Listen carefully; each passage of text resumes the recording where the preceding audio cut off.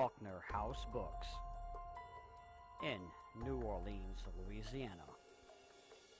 Back in 1925, a 27-year-old unknown writer named William Faulkner rented some rooms in the heart of New Orleans' French Quarter. Today, those same rooms serve as Faulkner House Books, a tiny bookstore and literally landmark honoring the man who wrote such iconic novels as The Sound and The Fury and As I Lay Dying. After his stint in New Orleans, the bookstore's collection ranges from first edition classics to NOLA city guides. But the store has one particular spine-chilling claim to fame. The space is reportedly haunted by, you guessed it, William Faulkner himself, with people claiming to smell pipe tobacco, which was one of the author's trademarks, and even spot his image sitting at his original writing desk.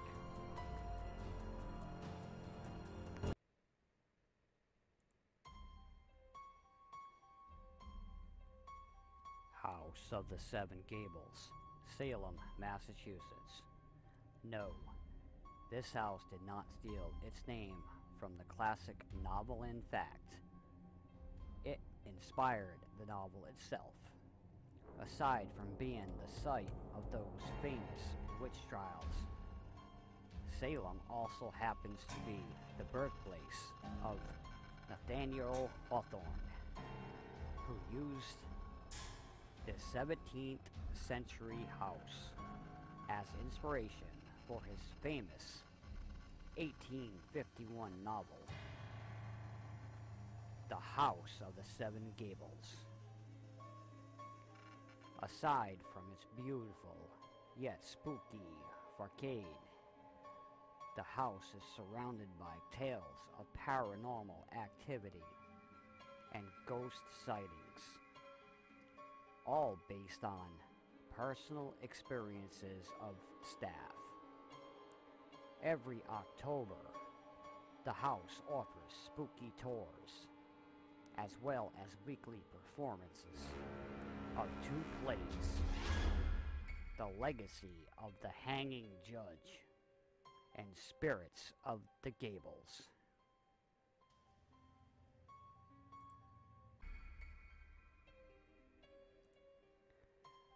Devil's Tramping Ground in North Carolina.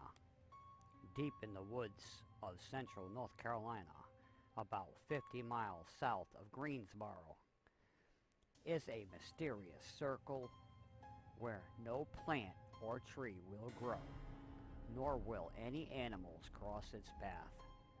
The reason? The 40-foot clearing is where the devil comes to stomp and dance every night, at least according to the local legends.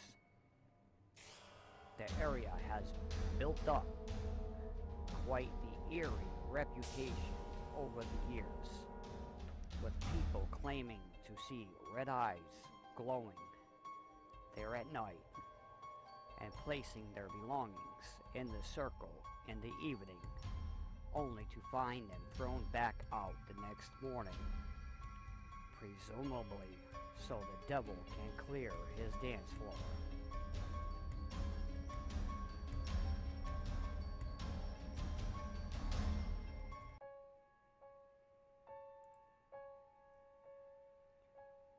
Eastern State Penitentiary, Philadelphia, Pennsylvania. The castle-like Eastern State Penitentiary took solitary confinement to new levels when it was built in 1829. Prisoners lived alone, exercised alone, and they ate alone. When an inmate left his cell, a guard would cover his head with a hood so he couldn't see or be seen. The prisoner had to abandon its solitary system due to overcrowding, from 1913 until it closed in 1970. Although the forms of punishment did not get any less severe, chaining an inmate's tongue to his wrist is one example. The site, one of the most haunted places in America, now welcomes thousands of visitors every year, both for its museum and annual Terra Behind the Walls celebration, which features 6 haunted attractions within the prison walls for Halloween. Reported paranormal happenings have included disembodied laughter, shadowy figures, and pacing footsteps.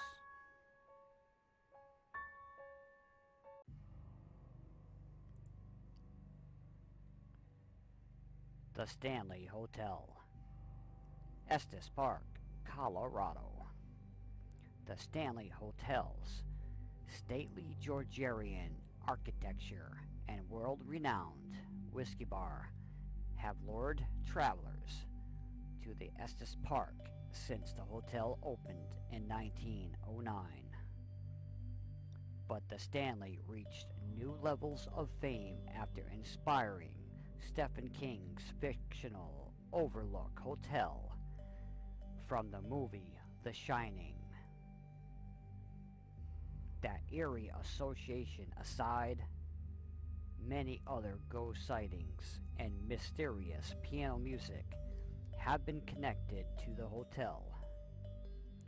The Stanley Hotel leans into its reputation quite cleverly, offering nightly ghost tours and psychic consultations from the in-house Madame Vera.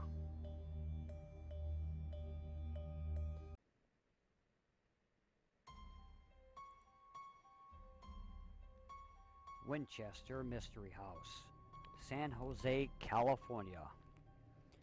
The Winchester Mystery House might be one of the most disturbing construction projects in history.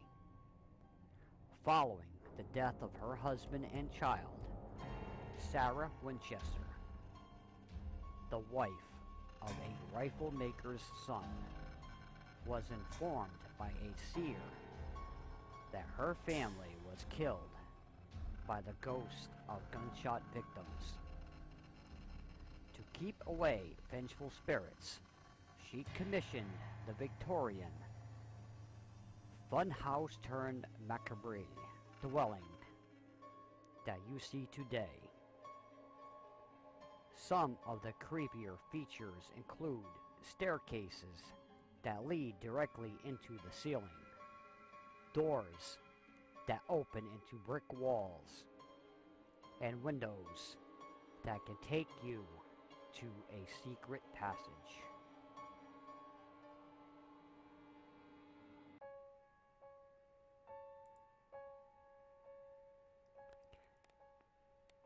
Moon River Brewing Company, Savannah, Georgia. Considered one of Savannah's most haunted locations, the Moon River Brewing Company has played many roles before becoming the beer house and restaurant it is today. The building began as a hotel in 1821, then served as a hospital for yellow fever victims during the Civil War. Needless to say, the building saw a lot of death during that time, and many believe some of that spiritual energy still lingers. Many of the restaurant's guests have reported seeing a woman in period clothing staring down from the top of the staircase. Other sightings included a taunting spirit named Toby in the basement, and a spirit named Mrs. Johnson upstairs. But as long as you stick to the main level, you should be able to enjoy your beer in a relative place.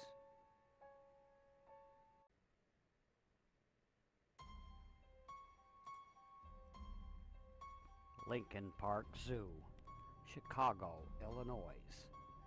Lions and tigers and ghosts? As it turns out, one of Chicago's most popular attractions is also one of its most haunted, with much more than just chimpanzees roaming the grounds. From the 1840s to the 50s, the heart of Lincoln Park served as the city cemetery, housing some 35,000 bodies. The cemetery was eventually moved due to its proximity to the city's water supply. And most of the bodies, but not all of them, were moved along with it. If you've ever seen a horror movie,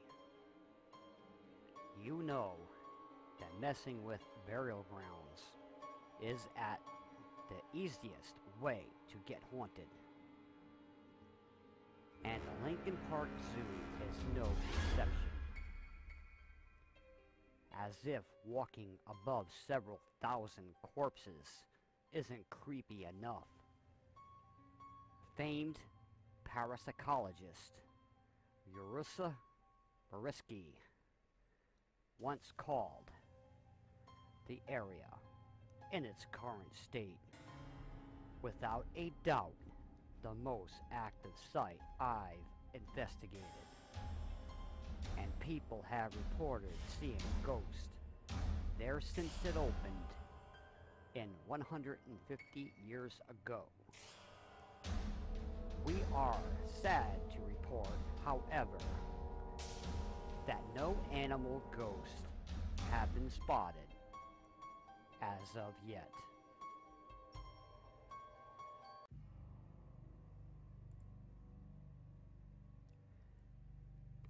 The Queen Anne Hotel, San Francisco, California. When it was built in 1890, this Victorian hotel in San Francisco served as an etiquette school for girls. It's since been reborn as a 48-room hotel, although remnants of the building's past life still linger. The ghost of Miss Mary Lake, the school's late headmistress, is said to haunt the hotel, particularly room 410, her former office. Guests who stay in that room might wake up to find their clothes have been unpacked, or the blankets closely tucked around them in bed. This ghost sure knows her etiquette. Wouldn't you agree?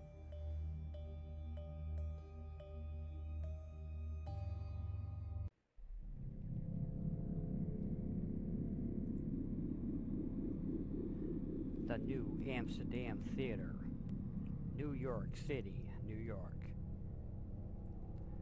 Olive Thomas's story reads like a plot of a Broadway musical.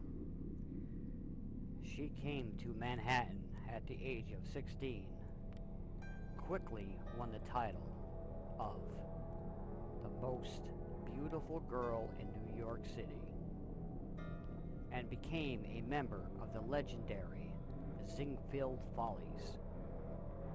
She died in 1920 at the age of 25 after swallowing mercury pills.